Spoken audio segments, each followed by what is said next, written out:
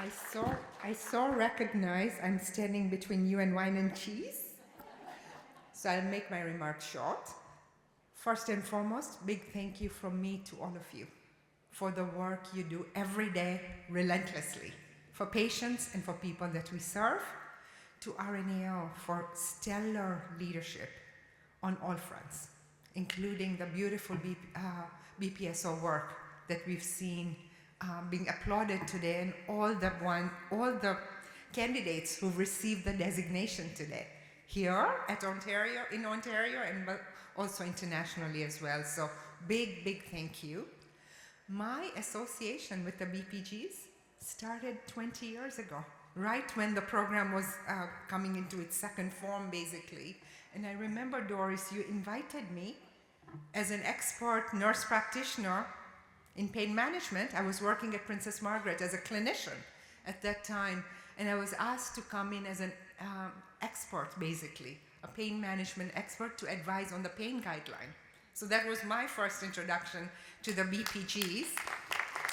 And then, I don't know if many of you know this, but my PhD work was testing a nursing intervention and its effectiveness using a randomized controlled trial on nurse-sensitive outcomes for women with gynecological cancers who were going through radiation treatment. This was at PMH.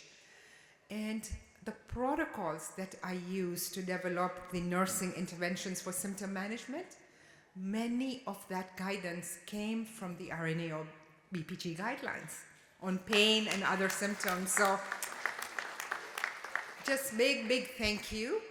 I've always maintained as a nurse leader, you all know my philosophy, many of you, that if we were to unleash our power as registered nurses to its maximum, there is no stopping the reforms that we can create to patient care and to the transformation of our healthcare system.